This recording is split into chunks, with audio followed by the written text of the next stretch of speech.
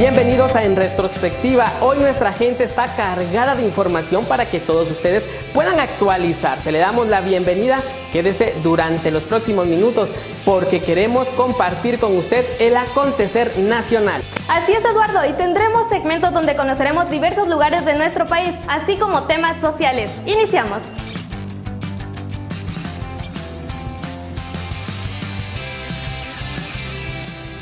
La salud mental no era un tema tan recurrente hasta antes de la llegada de la pandemia. El estrés, la ansiedad, el encierro son temas que quedaron por un lado. En la siguiente nota, Shirley García con el tema La salud mental de tabú a protagonista nos comparte más acerca de esta información. Gracias. La necesidad de apoyo económico durante la pandemia, junto con la preocupación de contagio por COVID-19, el encierro, y los cambios drásticos que tuvieron en el día a día las personas fueron factores claves que influenciaron para el descuido de la salud mental. En Guatemala, 3 de cada 4 personas sufrieron algún tipo de trastorno mental durante la pandemia, según indicó el Ministerio de Salud, pero estas no son cifras exactas. En el país existen aproximadamente 250 psicólogos y 30 psiquiatras que se enfocan en su mayoría en el área urbana. Principalmente me enfoqué en las cosas positivas. Para ese momento yo ya tenía controlada la mayoría de mis emociones, ya que llevo varios años asistiendo a terapia. Mi enfoque principal fue la lectura, la escritura y por supuesto mi familia. Creo que fue fundamental para superar el proceso. Una investigación realizada por la Universidad de San Carlos de Guatemala reveló que la salud mental del personal médico fue uno de los más afectados. El 30% presentó síntomas de depresión leve y aproximadamente un 23% depresión de tipo moderada grave. Es preocupante que algo tan importante como lo es la salud mental se deje en segundo plano y no se le preste una atención adecuada. Es una situación que ha dejado huella en miles de personas a través del mundo y ha dejado de ser un tabú para convertirse en el protagonista. Reportó Shirley García. Y continuamos con más información. El COVID-19 ha afectado la salud de los guatemaltecos y algunos de ellos incluso han presentado diversas secuelas. Y aunque han intentado adaptarse a esta enfermedad, ha sido un tema difícil de tratar. A continuación, Ailín Arana nos ampliará más información. Como resultado del COVID-19, miles de guatemaltecos han sido afectados por esta enfermedad, aunque la mayoría que han sido infectadas han mejorado al cabo de unas semanas. Por otro lado, las infecciones posteriores se presentan debido a tipos y complicaciones que tienen las personas por distintos periodos. Algunas personas experimentan una gama de síntomas nuevos o permanentes que pueden durar semanas o meses después de haber sido infectados por el virus que causa la COVID-19. A diferencia de algunos de los otros tipos de afecciones posteriores al COVID-19, que solo suelen ocurrir en personas que se enfermaron gravemente. Estos síntomas pueden manifestarse en cualquiera que haya tenido COVID-19, incluso si la enfermedad fue leve o si no tuvieron síntomas iniciales. Cosas que me han quedado fue también que no siento mucho los olores. O siento mucho, hay días de que siento mucho olor como a quemado y yo pregunto a los demás si huele así y me dicen que no. También siento algunos sabores que antes mi comida favorita era la comida china y le sentía un sabor bien delicioso, pues ahora ya no le siento ese mismo sabor. La comida la siento más simple.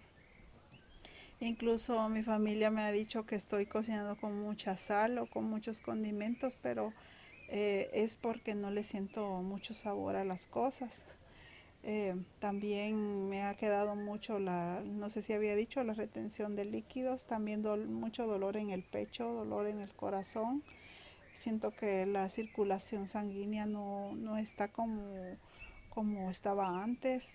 También los malestares estomacales, más que todo la gastritis, me ha afectado bastante. También algunas comidas que ya después del COVID no las tolero, como el pan dulce ya no lo puedo comer. algunas comidas muy pesadas, muy condimentadas o muy grasosas tampoco ya no las tolero así a diario. Sí las tolero de vez en cuando, pero no mucho a diario.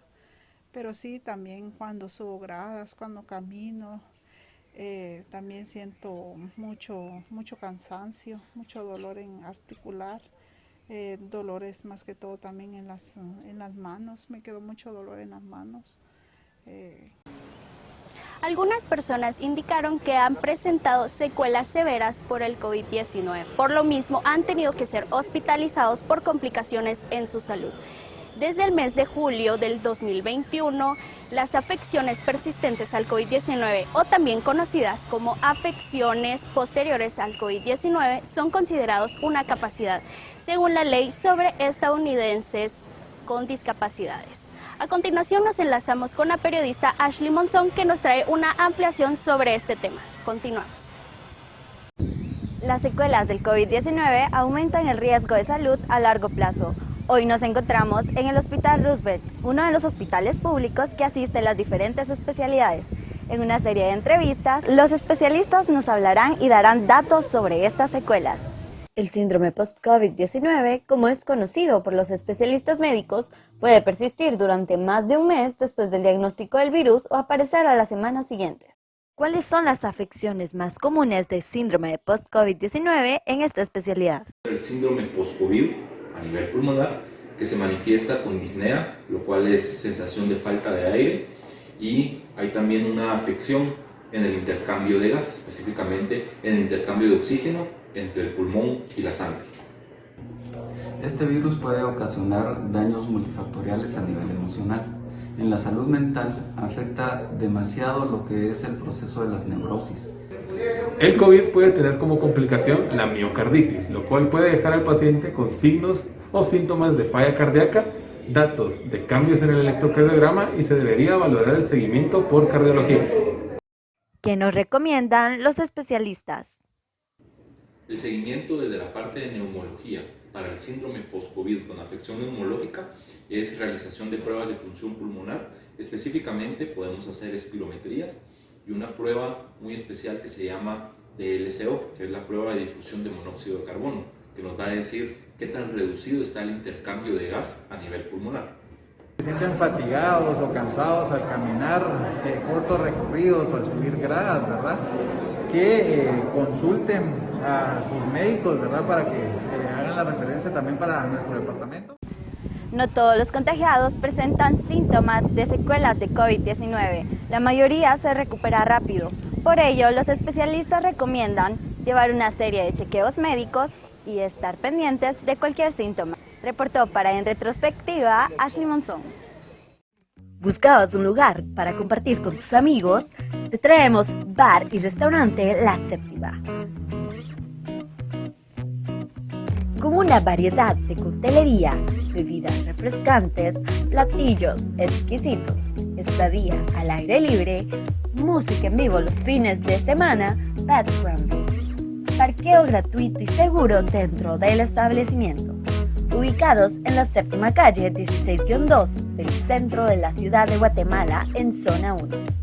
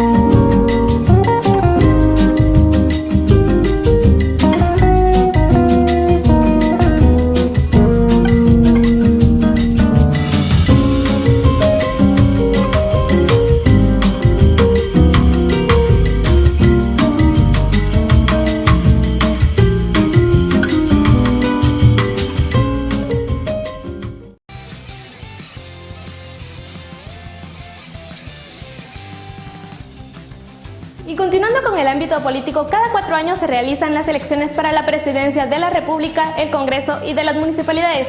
Y ahora, a tan solo un año de las elecciones, se espera la presentación de las campañas políticas y de los candidatos. Ahora vamos con Turquesa Castellanos, que nos amplía esta información. Sobre los hombros de Guatemala recae una gran responsabilidad y es llevar a la máxima magistratura, que es el presidente de la República, el próximo 23 de junio en elecciones presidenciales. Si no se logra tener el voto considerado de toda la población, se tendrá que hacer en una segunda vuelta el 20 de agosto. Detalles a continuación con el experto Moisés Santisteban. Se realizarán de manera simultánea las elecciones legislativas, municipales y al Parlamento Centroamericano. El Tribunal Supremo Electoral ya se encuentra realizando en varios puestos móviles la actualización de datos y empadronamientos en línea para que los guatemaltecos puedan emitir su sufragio. Siguen con esa misma cultura, que siguen apegados a los intereses que los llevaron al poder seguramente a través del financiamiento. Y en la medida que eso continúe, el país lo único que tiene de futuro es mayor inestabilidad, instituciones cada vez más débiles, porque de ese tipo de negocios salen solo personas que no son idóneas. Esperamos que el destape que se hizo de esta negociación lleve a una mesa limpia y que se vuelva a iniciar otro proceso en donde la discusión sea de cara al público y se justifique por qué esto, no porque es mi cuota y yo me reservo el derecho a nominar a quien se me da la gana porque es mi cuota. Entre los posibles candidatos suenan varios nombres que seguramente están en la memoria de todos los guatemaltecos. Roberto Arzú García Granados, Ernest Steve Brand como Neto Bram, Pedro Brolo, Telma Cabrera, Enrique Degenhardt, Asturias, Juan Carlos Egenberg, Isaac Farchi, Ricardo Méndez Ruiz, Evelyn Morataya, Susana Morazán, Edmond Mulet, Suri Ríos, Claudia Ruiz Casasola, Sandra Torres Casanova y Manuel Villacorta. Son algunos de los candidatos que ya se encuentran registrados en el Tribunal Supremo Electoral. Esperamos que estas elecciones no vayan a empañar nuevamente a Guatemala. Regresamos al estudio y reportó para En Retrospectiva, Turquesa Castellanos.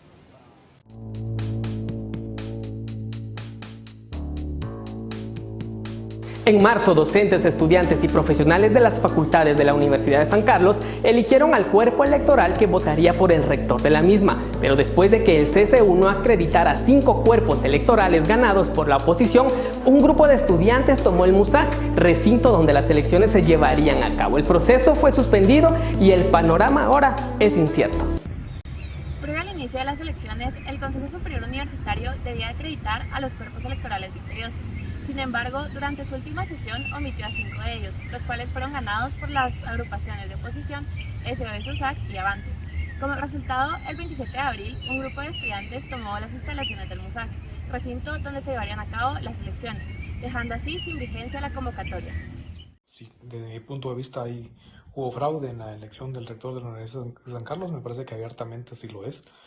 La idea o el propósito de falsear el proceso, no solamente los resultados, sino el proceso, el nivel de manipulación de los diferentes cuerpos electorales y la forma tan evidente, con total desparpajo, con total impunidad, y la idea de imponer a un candidato, entre comillas, oficialista, me parece que es deleznable. Y desde cualquier punto de vista, eso es un conjunto de evidencias que apuntan al tema del fraude.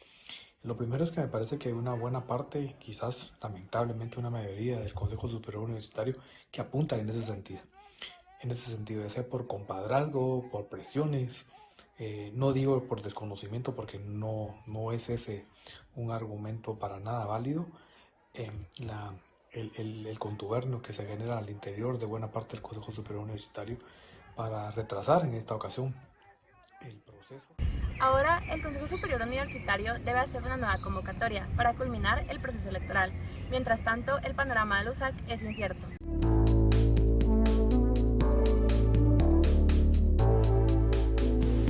Ya han transcurrido más de 2 años desde que inició el COVID-19 y este ha afectado diferentes sectores del país. La educación para la niñez no ha sido la excepción, misma que se ha presentado diferentes fenómenos que han provocado una deficiencia en el sistema de aprendizaje. Sara Ramírez nos ampliará información sobre este tema. El impacto que ha tenido la pandemia durante estos 2 años en el sector educativo ha causado que la mayoría de sus estudiantes, mayormente en el sector público, no puedan seguir transcurriendo sus clases debido a que no tienen las herramientas, no tienen el acceso a internet y eso ha causado un déficit en el sector estudiantil. Según estudios realizados por la Universidad del Valle de Guatemala, encontró que solo 1 de cada 4 de los estudiantes estaba preparado para afrontar el cambio a una metodología en línea. Considero que no hubo buena eficiencia en las clases virtuales, ni de parte de los maestros ni de parte de los padres de familia, ya que un 70% de los docentes no impartían su clase como se debe y el apoyo por parte de los padres de familia ha sido a un 30%. También considerando todas las fallas que tiene la tecnología, el internet, la mala señal, todo eso ha provocado que no haya una eficiencia realmente dentro de las clases virtuales. Puesto que reciben menos de las clases que deberían y a pesar de que hay muchas herramientas en la tecnología, a la mayoría de personas, quizá un 65%, les cuesta mucho poder meterse en ese mundo tecnológico. Entonces, aunque están las herramientas, no están bien utilizadas. Y el niño o joven se aburre de pasar tanto tiempo sentado sin convivir a su alrededor y estar solo frente a la pantalla de una computadora. Mientras que el docente, por ejemplo, si son 40 minutos de clases, muchas veces entra 5 o 10 minutos tarde, ya haciendo que solo existan 30 minutos de clase y encima de eso, pues esos 30 minutos de clase no se aprovechan lo mejor posible. Entonces, en mi opinión, la educación virtual no ha sido buena. A diferencia del sector público que ha trabajado la mayoría de casos a través de guías, el sector privado tiene menos dificultad para poder enviar todo su contenido en clases virtuales. Les informó para Retrospectiva Sara Ramírez. Nos trasladaremos ahora con nuestro compañero Walter López, quien seguirá dándonos información sobre la educación. Los alimentos que se entregaban a los estudiantes que cursaban el ciclo de preprimaria y primaria del sector público eran importantes porque les contribuían a su desarrollo, a tener más energía y con ello poder obtener una mejor concentración para tener un buen aprendizaje. En Guatemala, desde que inició la pandemia generada por el COVID-19 en marzo del 2020, el gobierno continuó con la repartición de la alimentación escolar a todos aquellos estudiantes inscritos en ese ciclo escolar. Esta bolsa se le entregaba a los padres de familia de manera espaciada, ya que esta bolsa con alimentos contenía productos para 2 o 3 semanas. Ha sido un beneficio grande para las familias, ya que en la situación que vive no solo el país, sino todo el mundo, las familias han quedado algunas sin el beneficio de trabajo. Sí ha ayudado gran manera en la economía de esos hogares, pues viene a darles alimento, tal vez no para todo el mes, pero sí para algunos días, ¿verdad? Que puedan ellos lograr cubrir la necesidad de alimentar a sus hijos. Los productos que contiene la bolsa de alimentación escolar que se le entrega a los padres de familia son un cartón de huevos, verduras, plátanos, harina de maíz, aceite, incaparina y avena. Considero que los alimentos que se incluyeron en la bolsa de apoyo para las familias durante la pandemia eran adecuados, aportan carbohidratos y proteínas de buena calidad. Además, son alimentos que son culturalmente aceptables y de fácil preparación. Considero que esta estrategia es un complemento para la lucha contra la desnutrición, no es una estrategia única con la que se pueda conseguir este fin, pero sí es una estrategia que puede ayudar a conseguir ese objetivo. Con el confinamiento provocado por la pandemia generada por el COVID-19 en marzo del 2020, El costo de los alimentos para los estudiantes era de 4 quetzales por alumno, mientras que en el 2020 se continuó con el mismo. Pero en este año 2022 subió 2 quetzales y ahora el costo de un alimento para los estudiantes es de 6 quetzales. Reportó para En Retrospectiva Walter Manuel.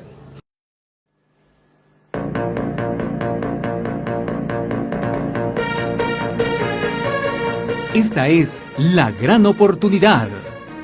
La Escuela Politécnica abre sus puertas para guatemaltecos y guatemaltecas comprendidos en las edades de 18 a 22 años que deseen servir a la patria.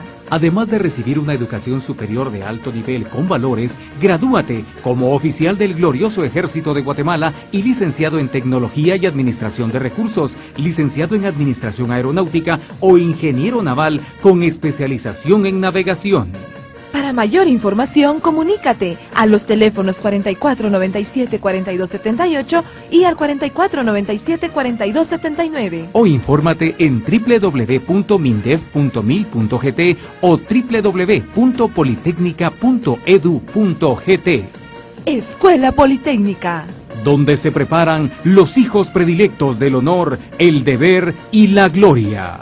Nuestro compromiso es por Guatemala. Ministerio de la Defensa Nacional. Para un lavado de calidad, rápido y eficaz, son Car Wash.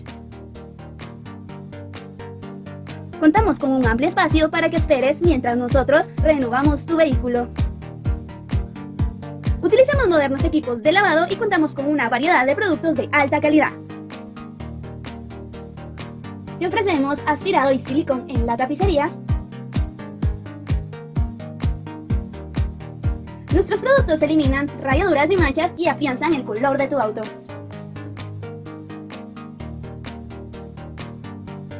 Son Car Wash, lavado rápido y eficaz. Te esperamos en la sección J, lote 4, Colonia Milagros, zona 6 de Misco. Ven a conocer Señorón Taquito, ubicado en la 14 Avenida de la zona 6, una cuadra abajo del McDonald's de La Martí, en donde podrás degustar de deliciosos platillos en este ambiente tan maravilloso. El menú va desde tacos, gringas, tortillas de harina, tostadas, sopas, bebidas desde gaseosas, agua pura y estas deliciosas piconas y micheladas con una gran variedad de salsas y condimentos para tu delicioso platillo, donde tú podrás servirte ahí lo que tú quieras. Y una vez que tu comida se vea así, se lo puedes entregar a los meseros y ellos mismos enrollarán tu comida de nuevo para que puedas degustarla en este espacioso lugar y así se ve de delicioso. Con precios desde los 12 a los 30 quetzales y cada día hay una especialidad nueva, 10 quetzales. Ven a visitarlos de lunes a domingo de 10 a 8.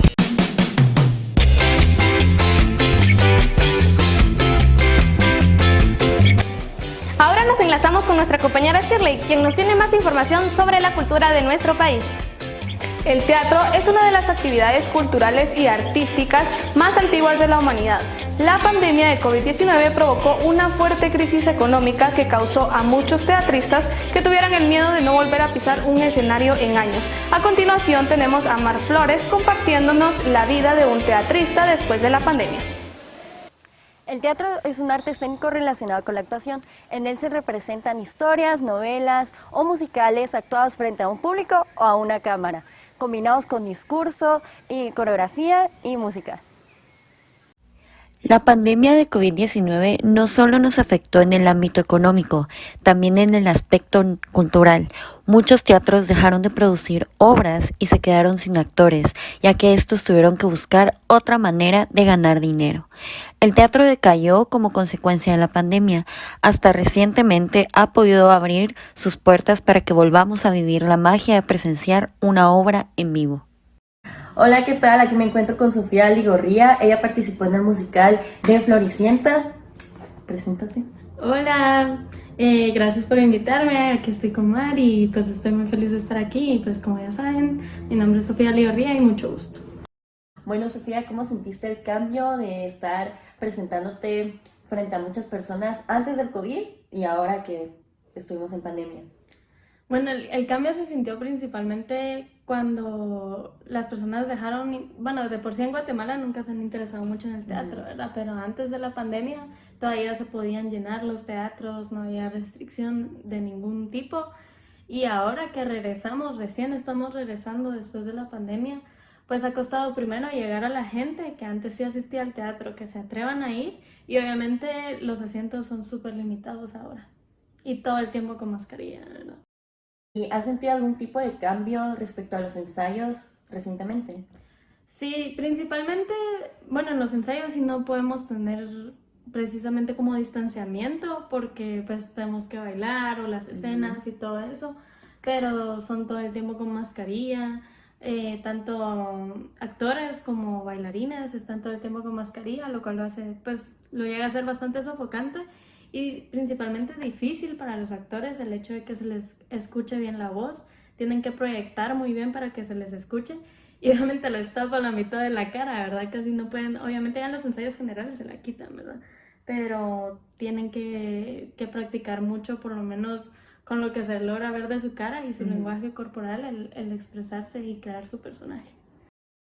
Bueno, gracias Sofía por acompañarnos. No sé si quisieras darnos información respecto a las próximas fechas. Sí, por favor, vayan a apoyar el Teatro Nacional. Vamos a estar en junio, los primeros 2 fines de semana, con el show de Floricienta y el siguiente fin de semana con otra obra musical, pero para que vayan ahí a apoyar el talento nacional.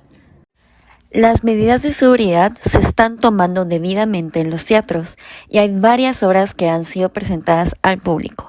Una de las más importantes durante el mes de febrero fue el musical Pobres los ricos, la cual es una adaptación de la telenovela argentina llamada Floricienta.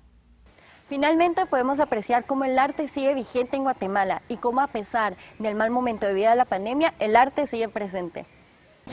Y ahora continuamos con Dependientes de la Fe. Y es que derivado de la pandemia por COVID-19, tanto las ventas de comida como los restaurantes se vieron obligados a limitar el aforo para las personas que llegaban a realizar su compra. Pero poco después, gracias a las medidas de seguridad implementadas, lograron regresar a sus ventas habituales y así lograr mejores ingresos para sus hogares. Ahora vamos con nuestra compañera Abigail, que nos tiene mayor información.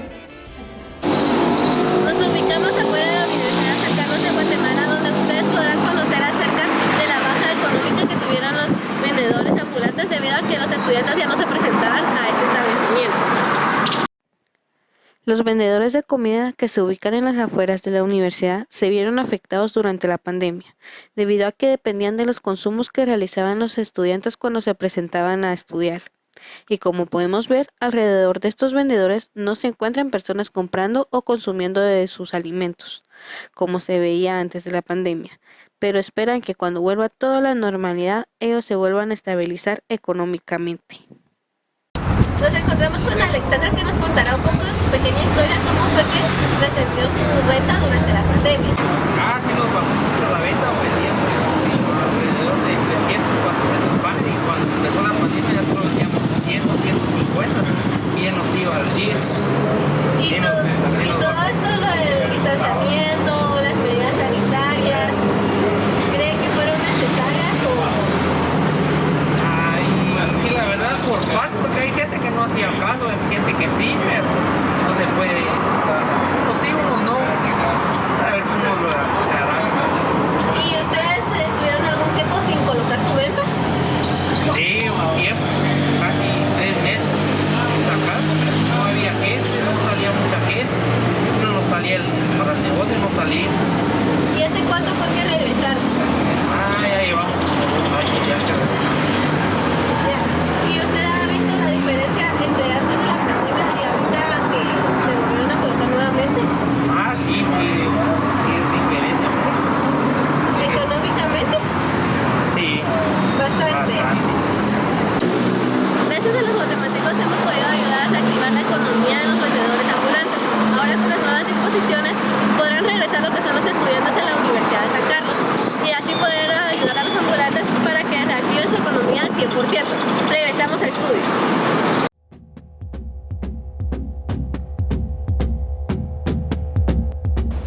En el segmento La Guatemala de hoy, Ashley Monzón nos ampliará acerca de la actualidad de nuestro país.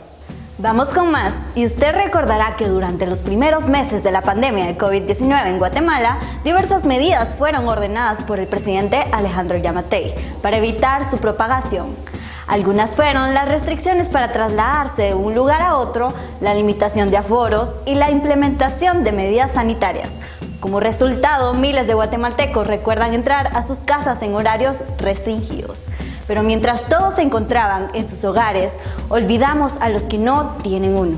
En este reportaje realizado por Byron Reyes, titulado Los olvidados de la pandemia, conoceremos qué pasó con ellos y cómo fue para ellos el COVID-19. Adelante, Byron. Durante la entrada del COVID-19 a Guatemala en el año 2020, muchos sectores como el económico, social y político fueron dañados. Pero olvidamos un sector del cual no existe prácticamente nada de información y por eso son los olvidados de la pandemia. Durante el 2021, miles de guatemaltecos fueron afectados por las diversas medidas, entre ellas las personas en situación de calle. El 3 de septiembre del 2021, el Ministerio de Desarrollo Social y el Ministerio de Gobernación crearon una coalición con dos entidades de la sociedad civil, Albergues Temporales de Guatemala y el movimiento social Seguimos a Cristo. El objetivo consistía en fortalecer el área alimentaria y a la vez realizar acciones de prevención de la violencia y el consumo de estupefacientes, atendiendo dignamente a quienes viven en situación de calle y se concentran en las zonas 1, 3 y 7 de la ciudad. Pero el resultado puede ser distinto según la perspectiva de los guatemaltecos, quienes han logrado identificar un mayor número de personas en situación de calle o pidiendo dinero. Según el último censo de la población y vivienda, unas 44,000 personas viven en viviendas colectivas, improvisadas o en situación de calle en Guatemala. Hasta el momento, debido a la falta de información, no se puede estimar el resultado luego de la pandemia.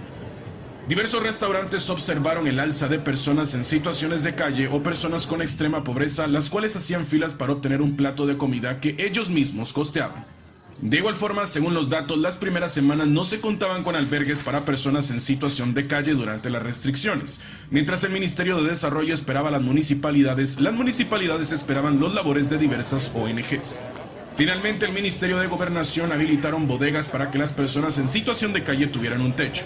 Estas bodegas ayudaron únicamente a un 0.2% de la población en esta situación. Actualmente, la Conred presenta una guía para la gestión de albergues en las cuales contempla albergues colectivos de emergencia, temporales y de transición. De esta forma, albergues colectivos de emergencia tienen una duración de 72 horas, los albergues temporales de 30 días y los albergues de transición una duración de 30 días. Se podría asegurar que muchas personas en situación de calle han encontrado un lugar donde dormir. Para poder garantizar que todas las personas en albergues o en situación de calle obtengan derechos humanos básicos, se han dividido en diferentes comisiones que van desde comisión de agua hasta comisión de seguridad. Debido a la falta de información sobre la situación de estas personas, ha causado que cientos de guatemaltecos olvidemos que existen niños, jóvenes y personas de la tercera edad en esta situación. La misma falta de información ha causado que desconozcamos si existe un aumento o una disminución en personas en situación de calle. Lo cierto es que no podemos volverlos a olvidar. Reportó para ustedes Byron Reyes. Regresamos al estudio. Guatemala fue catalogada como país iberoamericana provida por el presidente Alejandro Yamatei. A raíz de esto, diversas opiniones han surgido alrededor de este tema. La población se cuestiona si Guatemala realmente es un país provida o no. Katia Valenzuela nos comenta un poco más al respecto de este tema. Adelante, Katia. La declaración de Guatemala como capital iberoamericana provida ha sido uno de los eventos más mencionados por el presidente Alejandro Yamatei. Sin embargo, poco se sabe el origen de esta nueva festividad. El pasado 9 de marzo, Guatemala fue el primer país en ser proclamado como capital iberoamericana provida, según la Secretaría de la Comunicación Social de la Presidencia. Y es que, según la Secretaría, dicho nombramiento fue producto de la presentación de la política pública de protección de la vida y la institucionalidad de la familia por parte de Yamatei y su gabinete ante el Consejo Iberoamericano Provida, quien decidió nombrar a Guatemala como capital iberoamericana por la vida y la familia. Y, pese a que ese día fue celebrado como el Día de la Vida y la Familia, hasta la fecha no se ha publicado ningún documento oficial que rectifique el nombramiento. Cristina Gómez, activista, nos brinda sus declaraciones al respecto. Es legítima, fuera legítima si todas las y los guatemaltecos hubiéramos propuesto y promovido dicha nombramiento, y eso no fue así. Fue un grupo selecto de personas, para decirlo específicamente, de personas que son personas pudientes y tienen otras posiciones económicas. Este documento oficial fue solicitado a la Secretaría. Sin embargo, el paradero de esta acta sigue sin conocerse. Reportó para ustedes Katia Valenzuela. Volvemos al estudio. Diseño de alta. Estilo. Calidad. Resistencia y elegancia. Botas Calín. Artistas del cuero. Ubicados en Segunda Avenida 1-33, Zona 2 de Pastores, Zacatepeques. Hacemos entrega a todo el país. Búscanos en nuestras redes sociales.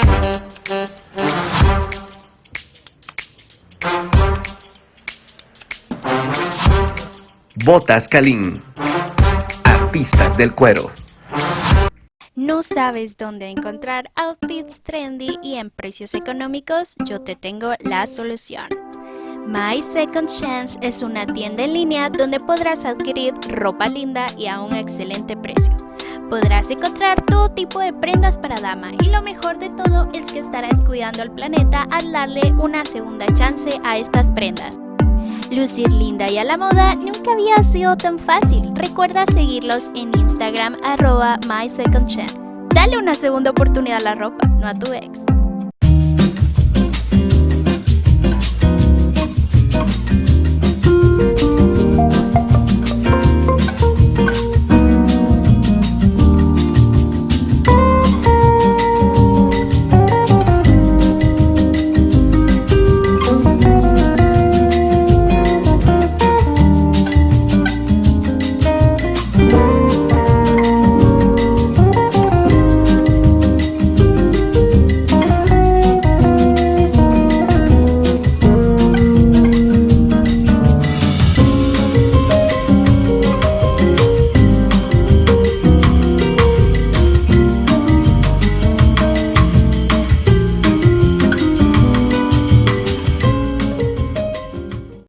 ¿Buscabas un lugar para compartir con tus amigos? Te traemos Bar y Restaurante La Séptima. Con una variedad de coctelería, bebidas refrescantes, platillos exquisitos, estadía al aire libre, música en vivo los fines de semana, pet friendly. Parqueo gratuito y seguro dentro del establecimiento. Ubicados en la séptima calle 16-2 del centro de la ciudad de Guatemala en zona 1.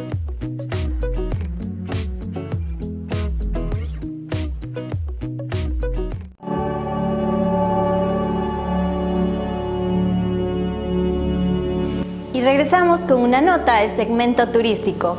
Y es que Guatemala es un país lleno de impresionantes lugares para visitar con amigos, familia o con tu pareja. Muchos son desconocidos y guardan sorprendentes características, incluso únicas a nivel de toda Centroamérica. Carol Cifuentes visitó uno de ellos y nos amplía la información sobre estos lugares. Adelante, Carol. Hoy viajamos hasta Livingston, Izabal, un lugar único gracias a su cultura, paisajes naturales y sobre todo patrimonios culturales. Acompáñanos a este recorrido. Livingston, situado a 65 kilómetros de Puerto Barrios, está poblado principalmente por habitantes de la etnia garífuna quienes se establecieron en Guatemala hace varios siglos. Hoy es uno de los principales atractivos turísticos del país gracias a su alegre música llamada punta, así como su gastronomía tradicional única de la región. Este es un garango. El garango es un tambor de las cuales cosas es el principio de la música y la base de nuestros ancestros para poder ellos desarrollarse dentro de lo que era la alegría.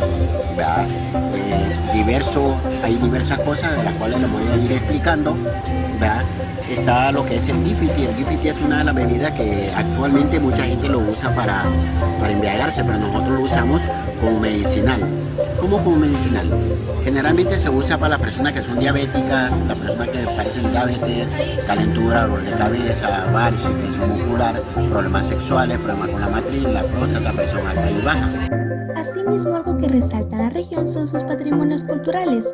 7 altares, la lengua garífuna junto con la danza y la música fueron proclamados por la UNESCO Patrimonio Cultural de la Humanidad en 2001. Ese madero que miran acá, que le llaman pilón, nosotros lo usamos para hacer nuestra comida, que es la comida garífuna, que es la machuca. La machuca, en las cuales cosas no lo hay en los restaurantes, porque es una comida propiamente de los garífunas que se cocina dentro de lo que es nuestra cocina, que es plátano verde, plátano maduro, lechita de coco y pescado machucado. Esa es la machuca. Y los demás conceptos de artesanía tienen lo que es el rallador, Esta es una tablita con piedras de cuarzo, que es un rallador de coco de las cuales se usa para rallar todo lo que son nuestras comidas. No usamos licuadoras a menos que sean licuados. ¿Por qué? Porque lo daña el estómago. Otra de las tradiciones al visitar Livingston es realizarse las respectivas trencitas, mismas que son elaboradas por las mujeres garífunas que han mantenido la técnica de generación en generación.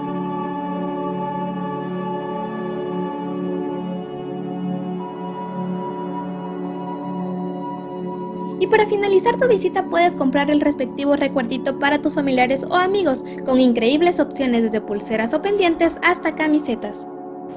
Y así fue nuestro recorrido por uno de los lugares más llamativos de nuestro país.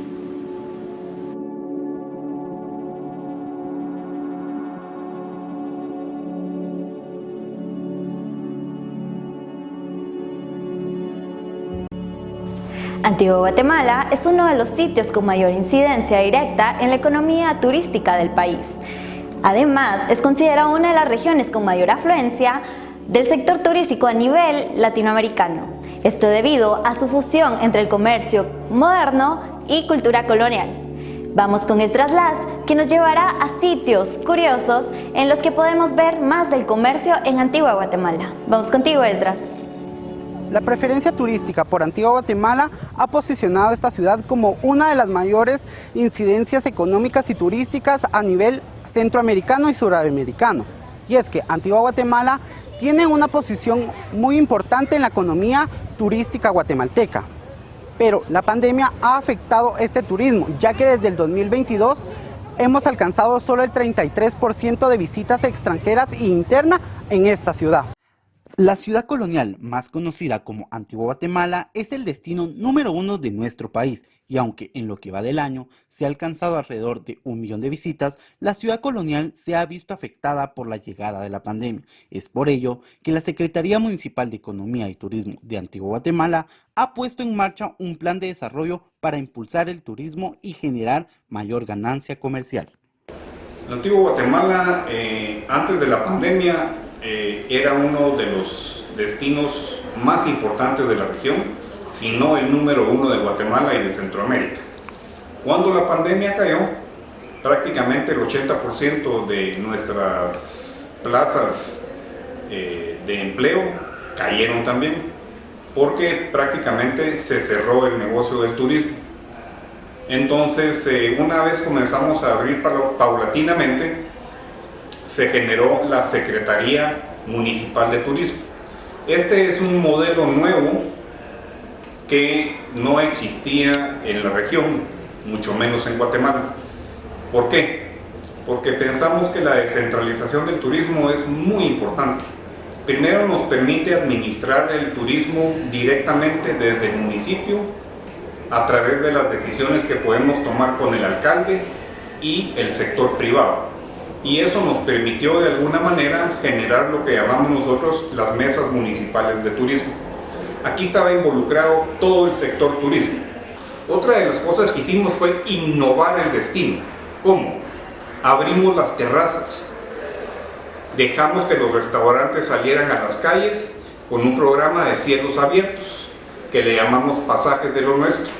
Esto lo hicimos en el centro, en San Felipe, San Juan el Obispo, San Gaspar Vivar y en diferentes aldeas. Entonces permitimos que la gente de alguna manera disfrutara también el destino, viendo la belleza de arquitectura que tenemos, los 3 volcanes que tenemos desde la calle, que se llama un programa de cielos abiertos. Y es que según el Instituto Guatemalteco de Turismo INGUAT, se espera que la incidencia turística en Antigua Guatemala suba hasta un 38% para finalizar el año 2022. Guatemala es un país que nos ofrece diversidad climática y esto nos permite que tengamos uno de los mejores cafés del mundo. A continuación nos vamos con Miguel Leal, que nos lleva a un sitio que nos ofrece uno de estos.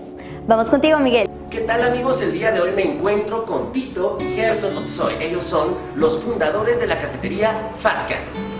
Cuéntanos, ¿por qué tu cafetería es considerada pues, una de las mejores en Antigua? No vendemos café, nosotros vendemos experiencias y esto creo que nos hace muy diferente a los demás. Prácticamente lo que nosotros tratamos es de contar una historia a través de una taza de café. Bueno, FatCat inició como un proyecto X, ni siquiera sabíamos qué queríamos hacer con nuestra vida. Pues mi hermano vivía en España y en ese momento, más o menos en el 2010, había bastante empleo en España y pues él me estaba ayudando para que yo fuera para allá con él a trabajar y de repente pues me envía una plata para poder viajar hacia España y me compré una máquina, un molino y tuvimos serios problemas. Sí, nosotros, adquirí la máquina y nos daba un poco, creo yo, un poco de miedo Antigua Guatemala. Pues hemos trabajado en servicio de clientes desde hace mucho tiempo y de repente pues vimos que Antigua Guatemala puede ser un monstruo que engulle negocios. Entonces creo que eso nos dio bastante temor. Así que decidimos mejor abrir en San Juan Comalapa en el 2010.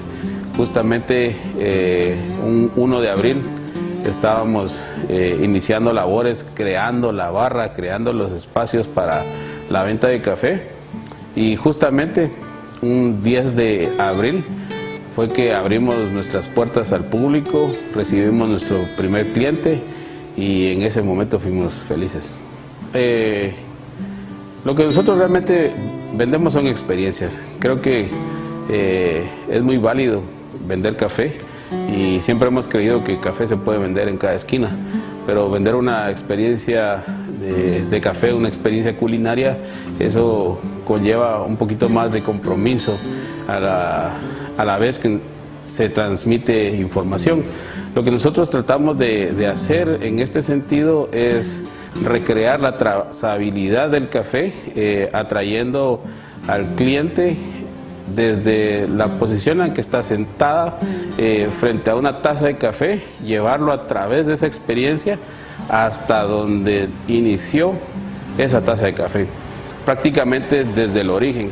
Tratamos de que la gente realmente viva con nosotros todas esas experiencias de finca, experiencias que en la mayoría de casos no se conoce, por ejemplo, problemas de los productores o aciertos de los productores, cuando venden bien, cuando les va mal, producciones muy buenas, producciones malas, tiempos de lluvia excelentes, sequías, en fin, toda esa trazabilidad, todo eso que conlleva el conocimiento de la taza de café, tratamos de transmitirlo cada vez que se prepara un café.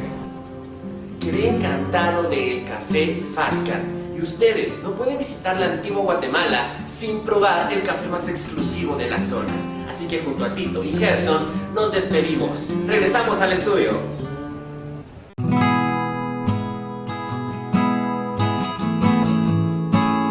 El sector religioso también fue afectado por las restricciones que durante más de un año de pandemia estuvieron vigentes. Sus actividades no podían ser realizadas de forma normal, pero en la actualidad esta normativa ha cambiado. Vamos con Víctor Vázquez, quien tiene más información acerca de esta nota. Así es, Eduardo, nos encontramos en la 13 calle y Sexta Avenida de la zona 1, enfrente de la iglesia San Francisco, donde se está llevando a cabo actividades de una forma normal, después de restricciones que tuvieron durante un largo tiempo de pandemia. Guatemala se ha visto afectada durante más de 2 años a causa de los brotes del coronavirus y sus variantes. El sector religioso fue otra de las actividades las cuales dejaron de funcionar en su totalidad por las restricciones debido a los altos contagios. El pasado 12 de febrero, el Ministerio de Salud y Asistencia Social dio a conocer un nuevo sistema de alertas, el cual modificará el semáforo rojo debido a que los altos contagios han disminuido y se estima que regulará las actividades en 340 municipios del país. Al iniciar la pandemia, más o menos el 15 de marzo del 2020, cerramos el templo por 6 meses, completamente cerrado, sin acceso a ninguna persona. Y bueno, después ya poniendo en práctica las medidas sugeridas, entonces ya empezamos a abrir algunas partes del templo y la gente colaborando y teniendo aquí 2 personas o más en la puerta principal para que indicaran el uso de los protocolos correspondientes y tener vigilancia completa para favorecer al que nos visitaba, limpiando las bancas constantemente hasta la fecha. y eso pues nos permitió colaborar de esta manera con el ministerio para que no fuéramos también un foco de contagio, ya que era y es tan grave este tipo de virus que nos ha afectado por más de 2 años. Las autoridades dieron a conocer las nuevas medidas de prevención, esto con el fin de seguir abriendo la economía y seguir con las actividades religiosas. Como usted reportó, Víctor Vázquez. La llegada de la pandemia a nuestro país afectó diferentes sectores de la sociedad. A la fecha, en el intento de darle un nuevo giro a la historia de muchas personas afectadas, ¿cuál es la ayuda que la Iglesia ofrece? Antes de conocer la respuesta, será importante mencionar que la pandemia también afectó la afluencia a las diferentes actividades que la Iglesia realizaba hasta antes de aquel inolvidable 13 de marzo del año 2022. Eso nos lleva a realizarnos la siguiente incógnita: ¿cuáles son los desafíos de la Iglesia para con la sociedad guatemalteca después de la pandemia? Pues fue muy fuerte, la verdad que tenemos que decir que varios pastores murieron en el ejercicio de su pastorado, porque no se detuvieron en cuanto a ir a visitar a los enfermos, en ir a llevar ayuda.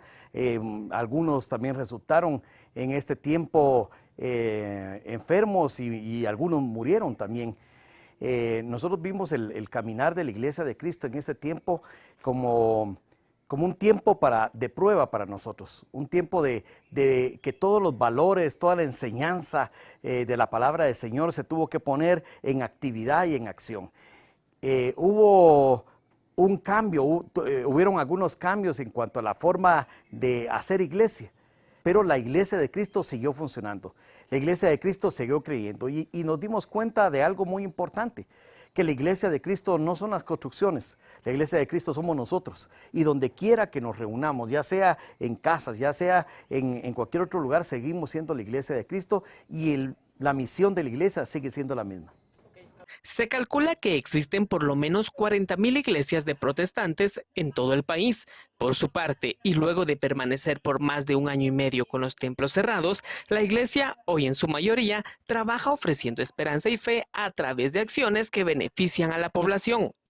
Y durante este tiempo de pandemia, nosotros como Casa de Libertad instituimos un programa, bueno, fueron varios programas, pero el principal fue un programa de ayuda al prójimo. Y fue un programa que se instituyó para llevar víveres a familias, raciones de alimento para 4 personas diariamente, para que pudiera suplir durante 15 días. Nuestro programa incluía que esa familia iba a recibir por 3 meses, iba a recibir una bolsa, o sea, cada 15 días ya estaba programado que la familia que habíamos ayudado una vez recibiera bolsas durante 3 meses, o sea, eran 6 bolsas al trimestre, llamémosle así, y nos ayudó mucho la tecnología. Y en nuestra página hicimos un link, entonces uno podía llegar y meterse a ese link, solicitar la ayuda, y a partir de ese momento nosotros teníamos 3 horas, era nuestra meta, para llegar con una bolsa de alimentos. ¿A cuántas familias ayudamos? Pues nuestro último dato fue más o menos a 2,460 familias. Eso fue el dato que hicimos durante pandemia. Como Iglesia Casa de Libertad nos comenzamos a dar cuenta de que había mucha gente que comenzó a ser contagiada durante la pandemia y no se daba abasto en los hospitales. Entonces había mucha gente que estaba quedándose en casa, tratando de superar la pandemia. Comenzamos a repartir pues kits donde iba lo básico también para la primera fase del COVID. Te explico esto porque hubieron 2 fases. La primera fase pues llevaba dexametasona, pues llevaba algún analgésico, llevaba un antihistamínico y también llevaba ivermectina, teníamos algún jarabe para la tos, llevaba aspirina y esa fue para la primera fase, llamémosle así, para la fase más fuerte de COVID. En el caso de Iglesia Casa de Libertad, ayudar al prójimo se ha convertido en una prioridad, ya que las acciones que realizan marcan la vida de las personas, ofreciéndoles además una esperanza de vida.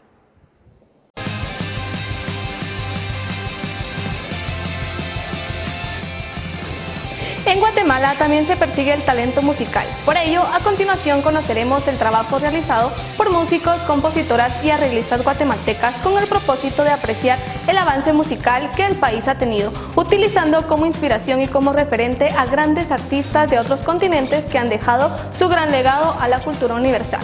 Nos vamos con Jessica Peña, quien nos presentará el avance de las mujeres guatemaltecas en la industria musical. ¿Qué tal, amigos de En Retrospectiva? Y entramos a una de las secciones más divertidas de todo el programa. A continuación vamos a ver cómo las mujeres han tenido la posibilidad de desarrollarse como intérpretes, cantantes y compositoras en el ámbito musical. Haremos un recorrido sobre las diferentes artistas que nos representan con su melodiosa voz. ¡Adelante! Así que entramos al top 5 de mujeres guatemaltecas en la industria musical. Número 5. Lorena Pinot. La guatemalteca Lorena Pinot es una reconocida solista que mezcla los géneros tropical y pop, lo que la ha llevado a tener grandes éxitos en el extranjero. Número 4. Rebeca Land, artista pionera que dice lo que tiene que escuchar la sociedad sobre el respeto a la mujer, por medio de su música, en su poesía y en sus acciones sociales. Tiene sencillos como Nos Queremos Vivas, Flores Rojas, que son parte de su nuevo disco, Florecer. Número 3. Fabiola Rodas, conocida en el mundo artístico como Fabiola Rouda, es una joven talentosa de 23 años, quien obtuvo en 2008 el segundo lugar en el reality show mexicano La Academia. Número 2. Sara Kuruchich. Representa una gran parte de las mujeres guatemaltecas gracias a su armoniosa voz y al orgullo con el que interpreta el amor a su patria. Es una cantante y compositora guatemalteca de origen maya cachiquel, activista en defensa de los derechos de las mujeres y de los pueblos originarios de Guatemala, conocida especialmente por su canción Resistir. Número 1. Gaby Moreno. La cantante y guitarrista guatemalteca Gaby Moreno recibió el premio Grammy Latino a Mejor Nueva Artista en 2013. Se hizo conocida por un público más amplio en América Latina después de grabar una canción con Ricardo Arjona en 2011 llamada Fuiste Tú, canción de aceptación millonaria entre el público. Y así es como estas mujeres destacadas han enamorado a Guatemala y al mundo entero con su carisma y la potencia de sus voces. Transmitir historias y sentimientos a través de la música. Esto es lo que hace Laura Tófano. Conócela hoy en esta entrevista que vamos a tener. He descubierto un universo en las pupilas que me explotan al anochecer. Y es que ha sido vos mi amanecer, desequilibrio necesario, complementas con tus notas mi voz. Y fue que aprendí a reír de los miedos, a callar los bostezos que me pasan. Muchas gracias por la invitación. Pues llevo unos cuantos años como que en la escena de la música guatemalteca, digamos, y realmente es bonito ver la cantidad de mujeres que estamos presentes. Hay bastantes en todas partes del país en realidad, pero siempre creo que podría haber como un poquito más de atención hacia todas las chicas que son partícipes al día a día, pero en realidad creo que estamos bastante acuerpadas también entre nosotras.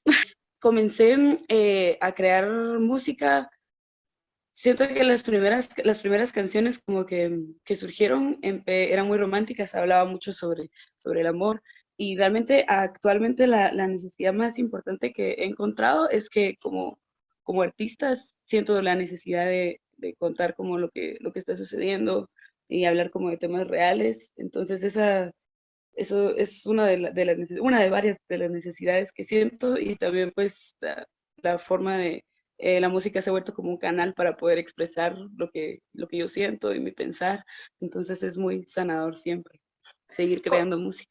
Sí, correcto. De hecho, estábamos viendo, ¿verdad?, que en su música, pues, usted nos cuenta la realidad nacional, y creo que es una forma también de poder llegar a que los demás conozcan sobre qué está pasando, pero pues a través de la música, ¿verdad? Entonces eso es algo muy, muy bueno. Y Laura, cuéntenos un poco cuáles han sido sus mayores retos. ¿Cuál ha sido el reto que le ha tocado que afrontar, pues, como cantante y compositora en Guatemala, que sabemos que es bien difícil, pues, poder incursionar en este medio? Entonces, pues cuéntenos cuáles han sido sus retos. Pues han habido bastantes, el camino siempre es bien difícil, pero hay que seguir haciendo, seguir creando y seguir luchando por por nuestros sueños, por tus ideas. Siento que lo más complicado ha sido tal vez como que el público, a veces las personas que administran los lugares, se abran a la idea de tener música nueva. Estamos como acostumbrados a que siempre nos piden como las mismas canciones y es comprensible, o sea, todos entendemos de que todos quieren escuchar siempre la música que les gusta, pero siento y veo muy importante dentro de la industria que sería bueno como que hubiera más espacio para ideas nuevas, para proyectos nuevos, proyectos que tal vez no tocan cover, sino que solamente tocan música original, por ejemplo.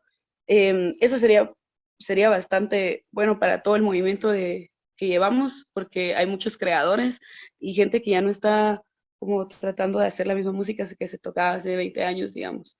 Esto sería un buen avance para que haya más espacios que estén dispuestos a tomar ideas